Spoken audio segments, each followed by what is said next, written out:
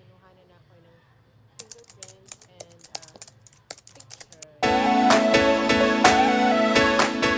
Today is July 7 and kahapon na-receive na namin yung aking biometric request. Ayan. So, second step na sa pag-usad sa ating application. Yan. So, on Monday, on July 10, nagpa-appointment na ako agad kasi 30 days lang yung binibigay sa atin para mag-take action dun sa binigay ng IRCC. Yun lang guys, update lang tayo.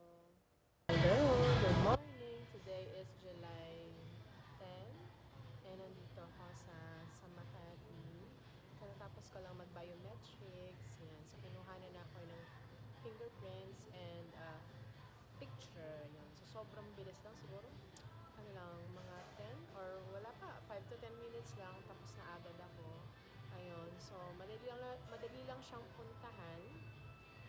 Kapag galing ka ng LRT, baba ka lang ng Hilpuyat. And then, ang ginawa ko, nag-angkas ako. Ayun, para mabilis, 'di ba? Pero nung pauwi, naglakad na lang ako pa MRT. Kasi pwede naman siyang lakarin actually, no? May Google Map naman.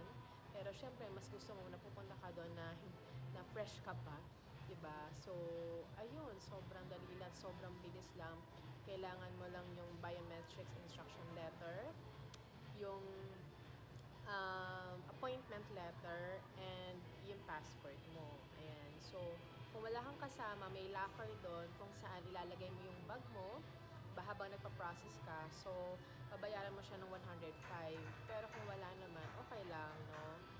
Proceed ka na agad din dun sa pila. Ayan. Yun lang. So, pwede naman, mas maganda maaga pumunta kasi parang hindi naman sila ganun ka-strict sa time.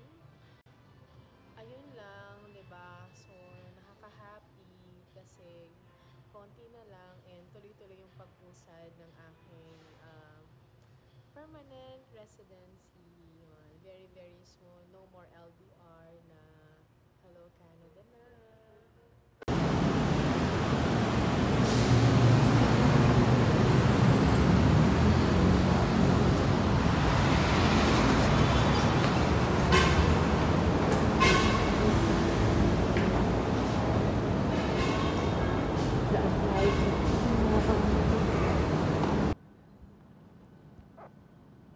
Ayan, pauwi na tayo. Sobrang bilis lang ng biometrics. Mga less than 10 minutes lang yung processing time. Sobrang bilis and then nag-update agad sa email.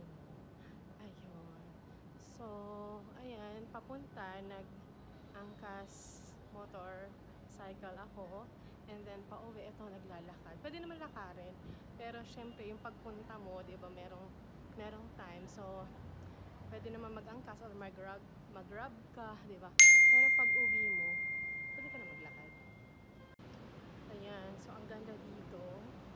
Oh, and sobrang nararamdaman ko na konting-konti na lang. Hello Canada na.